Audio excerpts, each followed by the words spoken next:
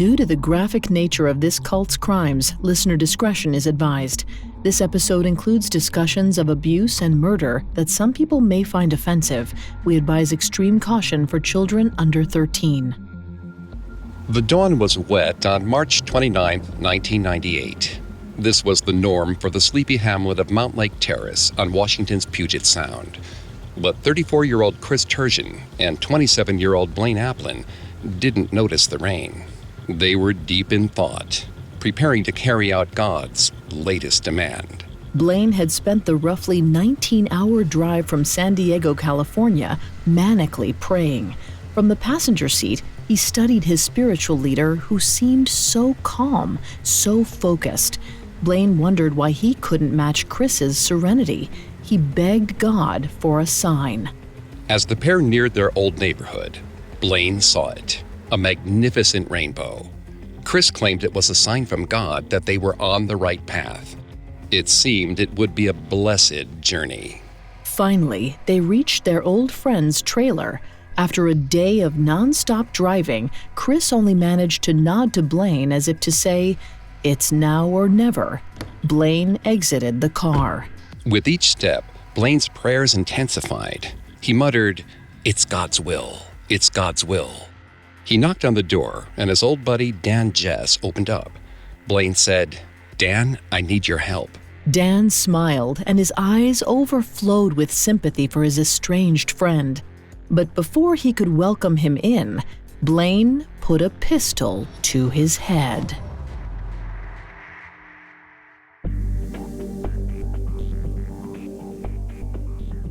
Hi, I'm Greg Polson. And I'm Vanessa Richardson. And this is Cults, a Parcast original. Every Tuesday, we look at a cult's practices, their leader, and their followers. You can find all episodes of Cults and all other Parcast originals for free on Spotify or wherever you listen to podcasts. To stream Cults for free on Spotify, just open the app and type Cults in the search bar. This week, in a one-part episode, we're taking a deep dive into the tight-knit community known as the Gatekeepers. The cult was established as a casual Bible study group in 1991, but born-again founder Chris Turgeon believed God called him to bring judgment on earth. In the late 1990s, Chris grew paranoid that a secret satanic branch of the government was after him. He armed his members to the hilt and convinced them to carry out illegal acts on his behalf, including murder. Coming up, we'll put Christopher Turgeon under the microscope.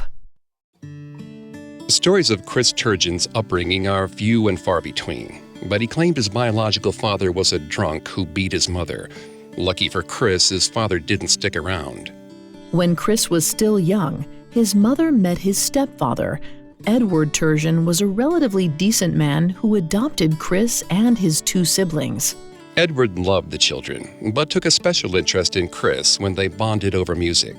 Edward can recall Chris's many school concerts where he played the saxophone and clarinet.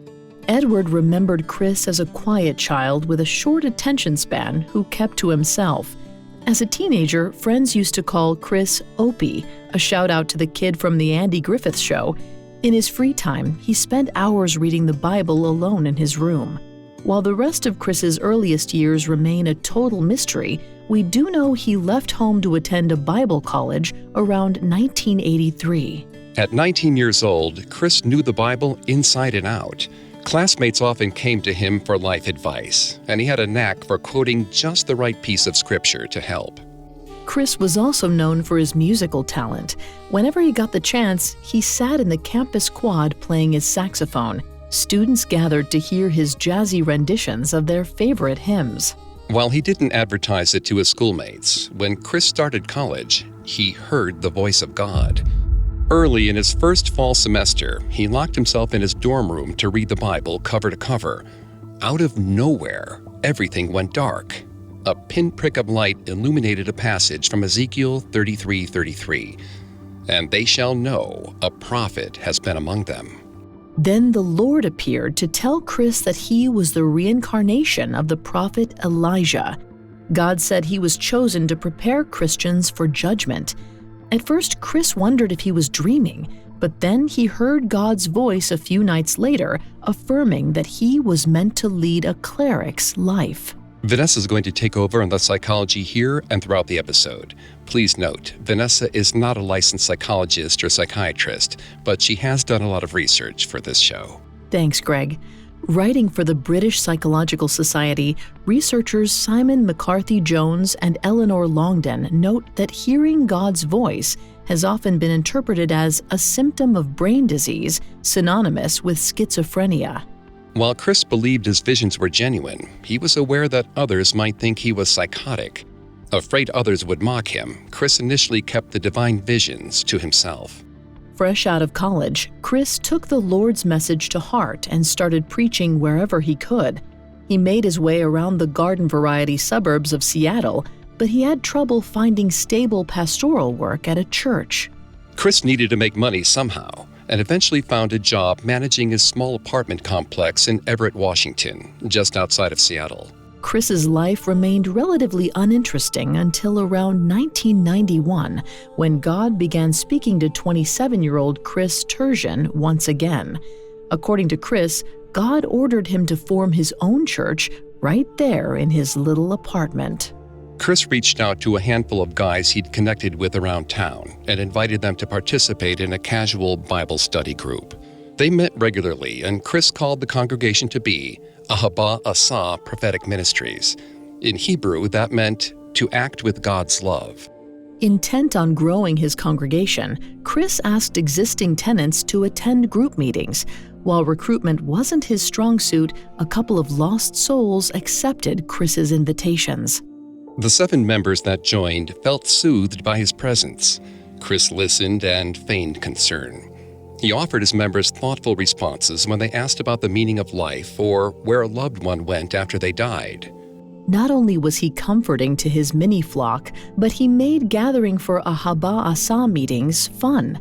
He offered snacks and played biblical trivia games. Some members recalled that convening in Chris's apartment felt like a family get-together. As the new preacher in town, Chris made a lasting impression on local pastors. His peers admitted he was articulate and well-versed in Scripture, but they were concerned. Chris seemed to center his message on the destruction in the final days. This worried some preachers. It seemed Chris pushed all the right buttons to get his congregation to depend on him instead of God. The more Chris claimed to hear the Lord speak, the more he claimed that he alone could sense God's will on earth. Chris then tightened his grip over his church members by implementing strict rules. He even dictated when they could engage in intimate acts or what television they could watch.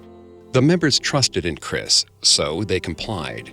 Chris tried to expand his church by poaching congregants from the neighborhood clergy, earning him much of their ire. But it seemed that Chris may have only felt empowered by the competition's disapproval, as it meant he was getting noticed. Chris escalated the disagreement in 1992, when he claimed that the local church's teachings were deviant, and he warned church leaders that Jesus instructed him that a mighty wind would set Washington churches aflame. Later that same year, Chris's prophecies began to come true. Churches started burning down around Seattle's suburbs, devastating the parishioners. Even churches in Chris's own neighborhood were affected. One night, the streets near Chris's apartment complex were filled with a warm glow. It's possible to imagine Chris waking up to the light through his window. Barefoot, he might have stepped out the front door as a hungry fire devoured the roof of the church down the street. He couldn't help but smirk. He said they were all damned, but nobody listened. And now the Lord's wrath brought smoke and flames. To Chris, the destruction wrought by the serial arsonist was affirmation of his Creator's message. While other pastors were comforting frightened congregants, Chris used the tragedies as a marketing opportunity. Chris told his followers to recruit as many people as they could. One area preacher called the local papers to out Chris for his total lack of sensitivity. But the small-time media criticism didn't stop his exploitative response to the devastation. Though Chris was in no way responsible for the acts of arson, he did exhibit a blatant disregard for the people who had been affected by the tragedies. And by early 1993, as his congregation grew in size, 29-year-old Chris's teachings grew more radical. He constantly gave sermons about the end of days. He routinely preached about male dominance over women, considering feminism an abomination. He also had an intense hatred for homosexuals, and he condemned almost any alternative point of view. His clerical peers were deeply concerned. In fact, one pastor called him a dangerous man. Instead of worrying about his reputation among other men of God, Chris focused on spinning his influence to snare those who came to hear him preach. Sometime after the fires subsided, he changed the name of his ministry to the Gatekeepers. Chris told his followers that they were chosen by God as the keepers of the gate to salvation. He said he was the sole gatekeeper to their spiritual evolution, and only he could answer their questions about sanctity. If his congregants grew skeptical, he would simply remind them that he was the one who spoke with God. He said the Lord showed him a vision of the apocalypse. He warned his followers that the world as they knew it would end in 22 years on March 22, 2004.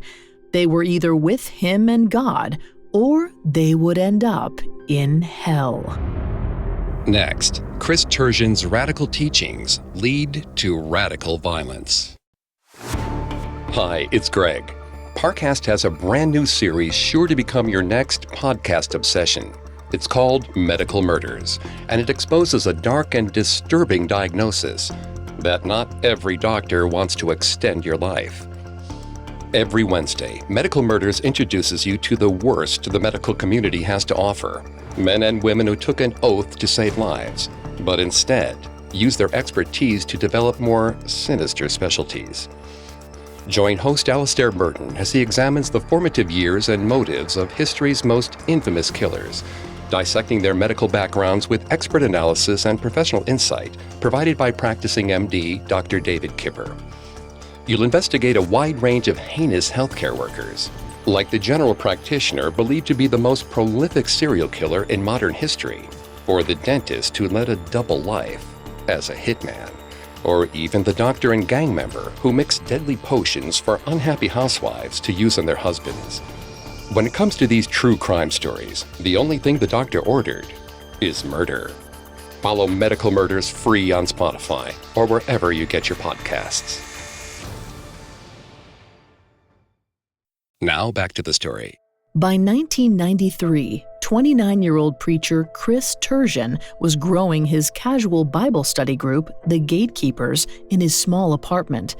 Though generally disarming, the young religious leader had started to exhibit characteristics that some saw as dangerous. Chris Turgeon's church consisted of a few devoted families, and 3 men in their early 20s made up the core of the cult. They were Steve Chapman, Blaine Applin, and Brian Stevens. The 3 of them were vulnerable, and Chris was there. Blaine Applin was addicted to alcohol and drugs and looking for help. Chapman had low self-esteem and no career prospects. Stevens had no idea what he wanted to do. He was still in college and searching for greater meaning. Dan Jess, a man almost 15 years older than the others, was another key member. He was a former Marine, also looking for meaning in his life. All of these men needed guidance, and Chris was the only one offering it to them. The group also included some of the men's wives and young children. All in, the total number of congregants in Chris's flock grew to between 15 and 25 members. But what they lacked in size, they made up for in devotion to Chris. Chris controlled everything the Gatekeepers did. He monitored what they said and what they were allowed to watch on television. He even determined who they could marry and when they were allowed to hold a ceremony. By the end of 1993, Chris had managed to isolate his flock from their friends and family members. He wanted to pit his tiny army of disciples against the evil world and ensure their dependence on him. To cement their loyalty, he shared an important story. This likely made the Gatekeepers feel special, like they were part of some divine mission. He told them God once came to him and said, "You are the Elijah to come. I did not allow your father to kill you or your mother to kill you. You are to bring a message of restoration and judgment on this world." In the Old Testament, Elijah was a vessel through which God performed many miracles. The prophet brought a dead boy back to life and summoned fire from the skies. He was also one of the only people able to pass through the gates of heaven alive. Chris also told the group Elijah was God's law enforcer and that God wanted them to kill the wicked. To him, that meant the deaths of those in the LGBTQ+ community, healthcare workers who facilitated abortions, and witches, which seemed to be his blanket term for anyone who supported women's rights. He even decided that people who casually read their horoscopes were on the Gatekeepers' plunder list. But Chris wouldn't just tell his minions about these evildoers. He presented God's vision in song. Whenever he had an important message to deliver, he dusted off his chair, sat with his musical instrument, and welcomed Elijah's spirit as he started to play. Like the Pied Piper, Chris played eerie tunes and sang indecipherable lyrics. The ritual was his version of speaking in tongues. But if anyone questioned his teachings, Chris threatened them with eternal damnation. In fact, he often lost patience with the group's child members for asking too many questions, and the penalties for acting against the prophet were harsh. According to some accounts, one night he allegedly ordered the gatekeepers to line up their kids single file. Then he had their parents beat them hard with paddles. Even family pets weren't free from Chris's violent bidding. One story claims that when a dog scratched him while playing fetch, Chris had the animal shot. Shortly after, Chris began teaching that the Holy Father urged certain infractions as a way to eradicate evil in the world. Then Chris laid out plans for the gatekeepers to commit fraud and theft, assuring his followers that God wouldn't let them go to jail. With Christ behind them, the gatekeepers had no problem swiping food from liquor stores, pickpocketing, or beating up innocent people to get the cash they needed. They thought they were doing God's work, but in reality, their thefts and indiscretions were just a way to subsidize Chris's latest plot, amassing an arsenal of weapons intended to protect his group from the apocalypse. By 1996, 32-year-old Chris was reciting passages from right-wing survivalist literature almost as much as he quoted scripture. His desire to arm the group became an obsession. Many of Chris's sermons were drawn from the book of Revelation. His lessons highlighted the apocalypse. One day, Chris told the group God wanted the gatekeepers to declare war on the government. Without hesitation, most members agreed to the mission. But one member didn't accept Chris's ominous rhetoric and the resulting criminal activity. It was the ex-Marine Dan Jess. Dan believed in a loving God and questioned the version who spoke through Chris. Dan voiced his dissent, but Chris shut him down, saying if he wasn't with the gatekeepers, he was against them. Dan did what he felt was right and excommunicated himself from Chris's church. Dan's departure left Chris feeling endangered. Though Dan had done nothing to inspire it, Chris obsessed over the thought of someone reporting the group to Child Protective Services. So, in the fall of 1997, 33-year-old Chris told the remaining gatekeepers they were moving to a town called Paula. Located 40 miles north of San Diego, California, Chris found a home in the middle of nowhere, situated on 5 acres of a vast Indian reservation. There, the gatekeepers basked in unbeatable privacy and all shared the same house. Chris secured the property by building a high chain-link fence. The new compound consisted of the house, a chicken coop, and a few rickety storage sheds. From here, Chris could protect the gatekeepers from the influence of outsiders. Because the outside world posed such a threat to the sect, both men and women carried weapons with them at all times. Guns and other end-of-days provisions were hidden throughout the property. To cover the costs of their basic needs, the gatekeepers sometimes wrote rubber checks, neglected to pay their rent, and ignored their bills. Again, Chris used bits of scripture like eye for eye or tooth for tooth to convince his devotees that they deserved to take the property of the wicked. In order to survive, members had to agree with Chris. They depended on their leader for shelter, food for themselves and their children, and even for emotional support. Chris successfully fostered their utter dependence on him, with the exception, of course, of Dan Jess. Dan was a low-key guy, a 40-year-old often described as a gentle giant who wouldn't hurt a fly. He had always been deeply spiritual, even before joining the Gatekeepers. And while he enjoyed the camaraderie of the faithful members, he felt their mission had gone awry. When the Gatekeepers skipped town, Dan was left confused about his beliefs. He tried to reintegrate among old friends, calling people he hadn't seen since he joined the sect a couple of years prior. Struggling with his faith after his departure from the group, he told one friend he thought about just giving up. For Dan, staying away proved to be almost as hard as witnessing the group's corruption. And these thoughts are normal for former cult members. According to Dr. Marlene Winnell, leaving the fold means the loss of friends and family support at a crucial time of personal transition. Leaving also means debilitating anxiety, grief, and anger. Furthermore, the phobia indoctrination makes it difficult to avoid the stabbing thought that one has made a terrible mistake, thinking, what if they were right? But in his heart of hearts, Dan knew Chris and the Gatekeepers weren't right. He turned to his childhood friends for help with rehabilitating his faith. They prayed with him for hours. Slowly, Dan repaired his spiritual practice. He found a new job and worked to adopt a more hopeful outlook. On March 27, 1998, 40-year-old Dan Jess went to see a friend and pick up a new Bible. Dan said, "I know what it's like to have the peace of God and love in me." Around that same time, Dan received a phone call from the bank. He was implicated as having signed a bum check. Immediately, he called Chris. Dan told Chris he didn't agree with the sect's continued criminal activity. He said his God wouldn't condone theft or dishonesty. He wanted no part of hurting others, even if they were wicked. Chris likely insisted there would be hell to pay if Dan didn't join the group in Paula.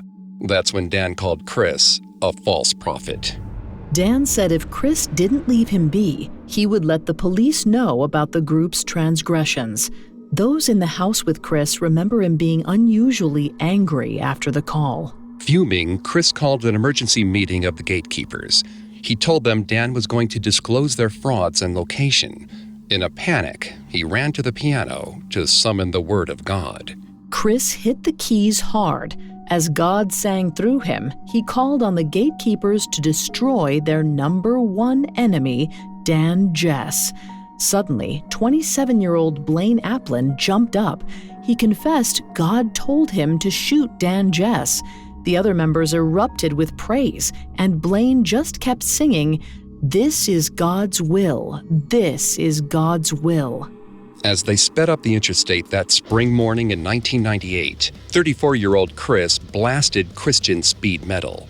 He was psyching Blaine up to carry out God's mission, but Blaine didn't seem to hear the music. Instead, he kept mumbling his mantra, "This is God's will. This is God's will." Clad in camouflage, Chris was as cool as a cucumber. By the time they crossed the Oregon-Washington border, they'd been driving for about 16 hours straight. But Blaine couldn't sit still. He begged God for a sign, anything. The skies opened up. Their beat-up sedan kicked up lots of water, but they drove on. When Chris finally pulled off the highway, the threat of rain had subsided. The men made their way to Mount Lake Terrace. Though it was barely dawn, Blaine got the sign he'd been hoping for. Through the windshield, the men saw the sky light up with the most beautiful hues. Cutting the horizon was a rainbow. This was the undeniable signal from God Blaine needed. Excited, he chanted, "This is God's will. This is God's will." Chris and Blaine pulled up to an old trailer parked behind a dilapidated house. It was still so early, the street was silent, except for the slow drip of residual rain on the trailer's tin awning. Chris parked. Blaine got out of the car and made his way to the trailer door. A few seconds passed before Blaine heard a rustling inside. Within a minute, Dan Jess opened the door. Though half asleep, he was genuinely pleased to see his friend. But Blaine looked distraught. Dan asked if he was okay. Blaine could only nod, but not convincingly. He said he needed help and that Chris was out of control. Dan's eyes widened with empathy. Having recently struggled to cut ties himself, he assumed to know what Blaine must have been going through. He wanted to invite his friend in and calm him, but he wouldn't get the chance. Blaine raised his Glock 9mm pistol and sent several bullets racing into Dan's body. He watched his friend hit the floor. In shock, he stood in the doorway looking at the corpse. It wasn't until the sight of Dan's blood hit him that Blaine came to and bolted for the getaway car. Up next, Chris and Blaine stand trial for the murder of Dan Jess. Now back to the story. Throughout the 1990s, Chris Turgeon, the hyper-intellectual preacher who sometimes displayed sociopathic tendencies, convinced his flock, the Gatekeepers, he was born to bring judgment to this earth.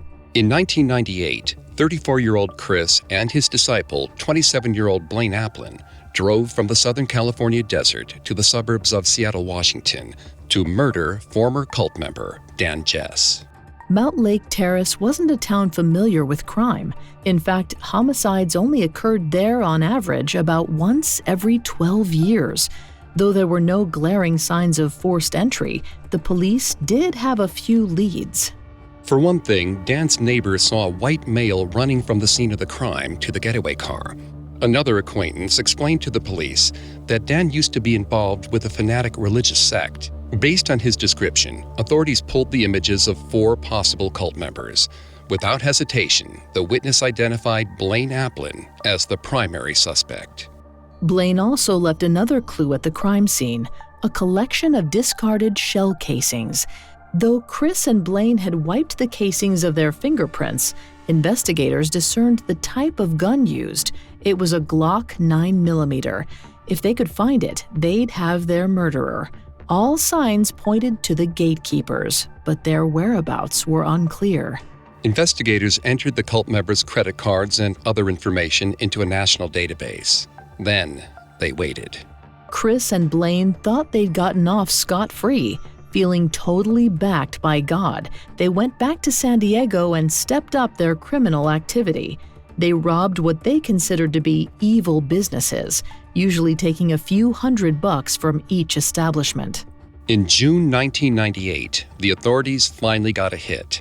A wife of one of the male cult members used her Social Security number at a postal store in Carlsbad, California, just north of San Diego. This confirmed the cult's location on the Indian reservation. Then, in July, 34-year-old Chris and 27-year-old Blaine entered the risque lingerie store in San Diego wearing wigs and sunglasses. Once inside, they held a young model at gunpoint. They demanded she fork over her cash. When she refused, Chris and Blaine handcuffed her, stole her earrings, and made a run for it. Fleeing the scene, Chris made an illegal turn and sped off erratically. Right away, he was spotted by San Diego PD officer Leonard Leffler. Officer Leffler was hosting his young nephew on a civilian ride-along. To show him the ropes, Leffler radioed in for a license plate check. Then he flipped the siren and trailed the speeding duo. Officer Leffler tried to pull the men over to no avail. He followed Chris and Blaine onto the interstate. Suddenly, the officer and his nephew heard a gunshot, then another. Leffler called for backup. Blaine pocketed his pistol and grabbed a loaded AK-47 from the back seat. He fired relentlessly at the officer and the kid, penetrating their windshield. To protect the child, Leffler pulled to the shoulder. But by then, Highway Patrol and a few other city officers had arrived to take over. 3 new cop cars trailed Chris and Blaine until one officer was able to enact a pit maneuver, forcing Chris and Blaine to turn abruptly sideways. Chris lost his handle on the vehicle and spun into the shoulder. Surrounded, the men didn't put up a fight, and the police got their suspects. Immediately following the chase, the cops took Chris and Blaine into custody. They identified the 2 criminals as the cult members the Mount Lake Terrace police had been inquiring after. They discovered 2 revolvers and a semi-automatic rifle with a scope in the men's possession. Finally, while patting Blaine down, the cops found a Glock 9mm pistol. It was just the piece of evidence the Washington team had been looking for. In addition to being accused of shooting at the San Diego patrol car, The men were charged for a string of California robberies, attempted armed robberies, and false imprisonment. The authorities in San Diego contacted the investigators from Mount Lake Terrace. The Washington team flew down to test the Glock. It didn't take long to confirm the gun was Dan Jess's murder weapon. With this physical evidence, the investigators could obtain the warrants they needed to search the Pala compound. A SWAT team was sent to the desert house, and they found weapons everywhere. There were firearms in the living quarters and hidden in the bushes. The garage was full of handguns and AK-47s. By catching Chris then, the police felt they had prevented a much more violent act in the future. This might explain why visitors didn't rush to see Chris in jail. Blaine, on the other hand, was quickly visited by his parents, who traveled down to see their son. During their visit, Blaine was stoic. He seemed slightly remorseful, but he told his parents God made him kill Dan Jess. He said the Lord wouldn't let him rot in jail. Blaine's parents knew he was caught in Chris's snare. They tried to reason with their boy, but Blaine wouldn't have it. He stood up and left, escorted from the room by the guards. From their prison cells, Chris and Blaine awaited their trials. Justice was swift, as they were soon convicted of 17 felonies in California alone. Blaine was sentenced to 101 years in prison, while Chris Turgeon was sentenced to 89 years. After facing justice in San Diego, they were transported to Washington for the homicide hearing. Throughout the trial, Chris sat upright, confident the Lord was on his side. He testified to hearing God's voice instruct him to carry out Dan's execution. Almost all courts consider this type of hallucination as a sign of mental illness, but Chris refused insanity pleas. Instead, Chris insisted God's commandment to kill Dan was real. Though passionate about his claims, he seemed sane in every other respect. According to Linda Ross Meyer's article in the Pace Law Review, entitled Unreasonable Revelations God Told Me to Kill, divine revelation is the only sign of unusual cognition in this case. The two murderers seem to be following traditional religious doctrines for evaluating their divine communications, including being filled with hope and passion after being given an instruction, and feeling at peace with your actions. At the trial, Chris and Blaine testified that together they had prayed and asked God to stop them if they were on the wrong path. They even told the court God sent them 7 rainbows. Though Chris was staunch in his defense throughout the trial, Blaine apologized again and again. He described intense feelings of remorse for taking his innocent friend's life.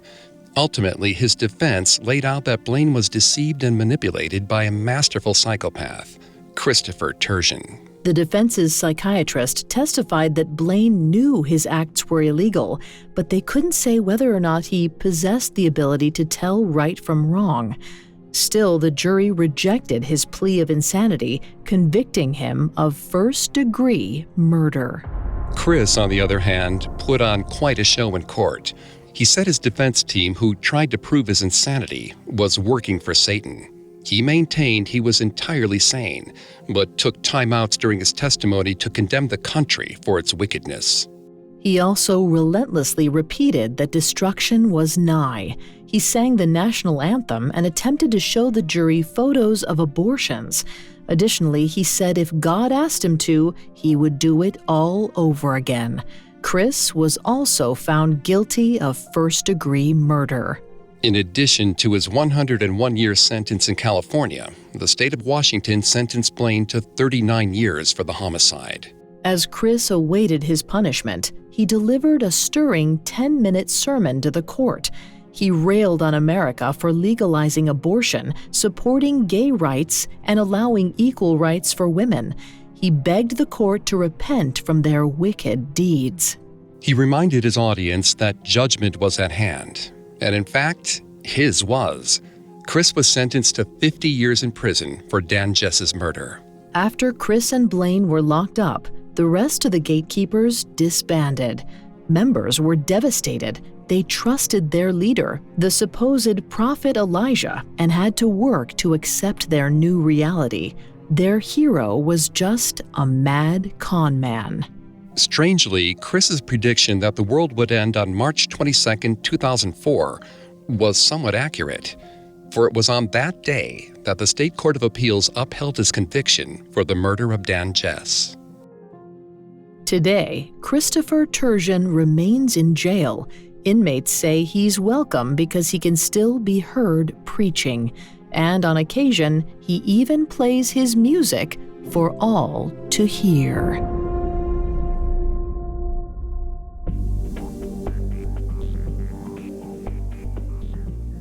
Thanks again for tuning in to Cults. We'll be back Tuesday with a new episode. For more information on Chris Turgeon and the Gatekeepers, amongst the many sources we used, we found The Justification of Religious Violence by Steve Clark, extremely helpful to our research.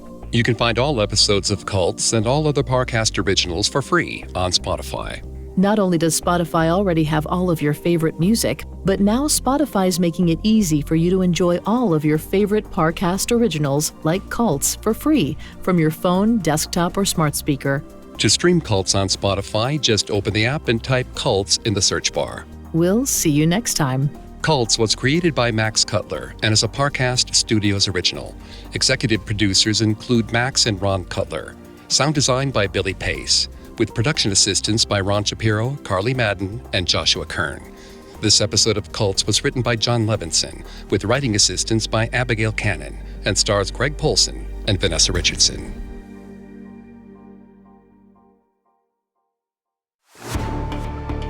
Hi, listeners. Remember to check out the new Parcast original series, Medical Murders. Every Wednesday, meet the worst the medical community has to offer. Men and women who took an oath to save lives, but instead used their expertise to develop more sinister specialties. Follow Medical Murders free on Spotify or wherever you get your podcasts.